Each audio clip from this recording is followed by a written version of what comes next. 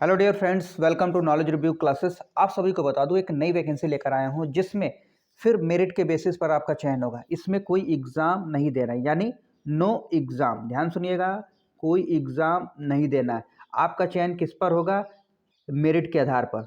ठीक है, किस पर होगा? मेरिट के आधार पर होगा आपका चयन, जिसके बारे में बताने वाला हूँ। अगर आपका एकेडमिक बहुत अच्छा है तो इस वैकेंसी को अप्लाई करिएगा। खासकर आपको सवाल होगा आप सभी का कि ये वैकेंसी आई कहाँ है, क्या ये वैकेंसी जहाँ भी आई उसमें अदर स्टेट वाले अप्लाई कर पाएंगे कि नहीं, जिसके बारे में मैं बताने वाला हूँ। क्वालिफिकेशन क्या होने वाली है, सीटेट मांगा है, पेपर 1 2 क्या मांगा है, ये सारी चीज़ें हम आपके साथ डिस्कस करूँगा।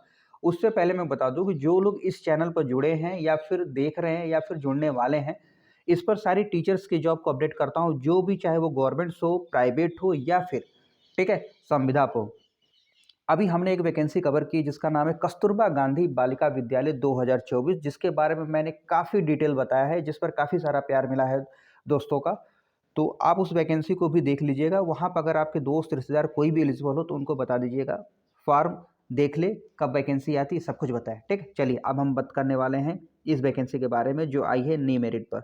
नया जो मेरिट है, देखिए ये वैकेंसी आई क्या, सबसे पहले वो जान लीजिए। ये वैकेंसी आई असम में।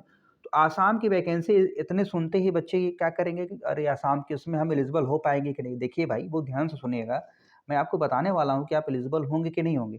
ठीक है, अब घबराइए मत, पूरा वीडियो देखिएगा। देखिए ये है गवर्नमेंट ऑफ आसाम, जहाँ पे वैकेंसी आई है, जिसके 26 तारीख की नोटिस है और जिसमें बताया गया है कि अगर मैं बात करूँ, ध्यान सुनिएगा। सबसे पहले, अगर जिनका ए टेट हो यानी आसाम टेट हो या फिर सी टेट हो, इससे तो यही लग रहा है कि इसका मतलब अदर स्टेट को एलिजिबल करेगा, क्योंकि सीटेट मांगा है। सीटेट तो हर स्टेट वाले भर सकते हैं, क्रॉस इंडिया, मतलब भारत के कोई भी व्यक्ति, कोई भी स्टूडेंट हो, भर सकता है। तो अगर इसमें आप सीटेट पास हैं तो अपर यूपी का मतलब यूपी उत्तर प्रदेश नहीं है। अगर आप थंबनेल में देख रहे हो तो इसका मतलब अपर प्राइमरी लेवल, इसका मतलब अपर प्राइमरी लेवल का मतलब समझ रहे हैं। अपर प्राइमरी लेवल को बोलते हैं कि यहाँ बहुत ध्यान सुनेगा, 6 से 8 को अपर प्राइमरी बोलते हैं, और यूपी में क्या बोलते हैं, इसको जूनियर बोलते हैं। ठीक है, तो अब हम जो बात करने वाले हैं, ध्यान सुनिएगा, अपर प्राइमरी के बाद तो यहाँ पर जो टोटल पोस्ट है कितनी है, 1750 अपर प्राइमरी की पोस्ट है, जिसमें पेमेंट आपको देखने को मिल रहा है under the direct elementary education Assam.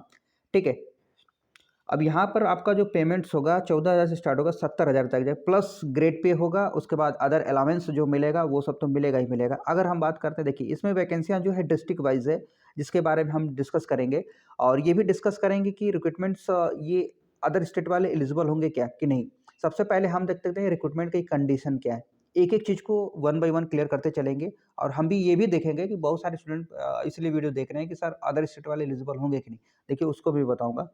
The director of elementary education, ठीक है, Assam reserve the right to cancel, मतलब आसाम के पास राइट है कि इस वैकेंसी को कैंसिल कर सके या फिर पोस्टपोन कर सके या कुछ और भी। ठीक, recruitment at any state without assigning any reason therefore.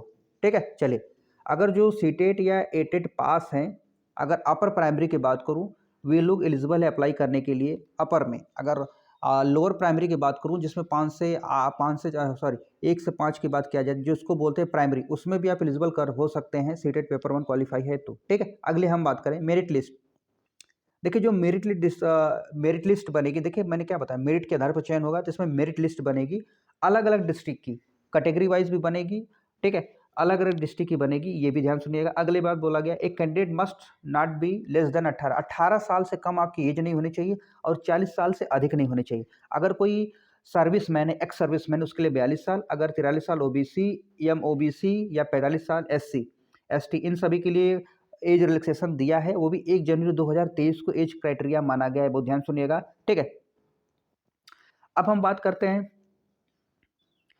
आगे की बात जो इंपॉर्टेंट है। देखिए एलिजिबिलिटी कैंडिडेट, देखिए एलिजिबल कैंडिडेट सेल अप्लाई, देखिए आपको ऑनलाइन वेबसाइट पर अप्लाई करना है। ये वेबसाइट है जहां से फॉर्म को भरना है, क्योंकि आपको फॉर्म ऑनलाइन भरना है कि ऑफलाइन, यहाँ पर दिखा है। ठीक है, ऑनलाइन अप्लाई करना है 10 बजे से 10 से 2 जनवरी टू 2 फरवरी, यानी 2 जनवरी से स्टार्ट है फार्म, और 2 फरवरी, यानी लगभग 1 महीने फार्म रहेगा, आपको अप्लाई करना होगा। ठीक है, चलिए, इसमें आपको ऑफलाइन फार्म नहीं भेजना है, पहले मैं बता दूं, इसमें ऑफलाइन फार्म भेजना ही नहीं। ठीक है, no offline application will be accepted, offline application को एक्सेप्ट नहीं किया जाएगा। ठीक है। अगली हम बात करते हैं, online application and document submit by the candidate will be verified with the help of DigiLocker. एक चीज़ मैं आपको बता दूँ, आप कोई भी फॉर्म आप भरेंगे तो आपकी सारी चीज़ें वेरीफाई होंगी, कहाँ से, डिजिलॉकर से वेरीफाई होंगे गवर्नमेंट्स का। ठीक है, तो ये चीज़ों को थोड़ा इंश्योर कर लीजिएगा। अगर आप डिजिलॉकर पर कोई डाउट हो रहा है वेरिफिकेशन करने में, तो एक बार कमेंट्स करिएगा, उस पर वीडियो बना दूंगा वेरीफाई करने का। ठीक है, चलिए आगे बढ़ते हैं। देखिए, सारी डॉक्यूमेंट्स आपको जो भी इन्फॉर्मेशन दीजिएगा जेन्युइन दीजिएगा, कोई फॉल्स मत दीजिएगा, अदरवाइज आपके ऊपर एक्शन लिया जा सकता है। देखिए, the regular teacher already working in UP under the Assam are not allowed to apply in same post in UP. अगर जो आसाम के टीचर हैं, मान लेते कोई भी टीचर है जो अपर यानी अपर प्राइमरी में अप्लाई किए हुए, जैसे अपर प्राइमरी की बात किया जाए 6 से 8 में अप्लाई किए, मतलब पढ़ा रहे हैं, फिर अप्लाई करना चाहें तो वो एलिजिबल नहीं होंगे।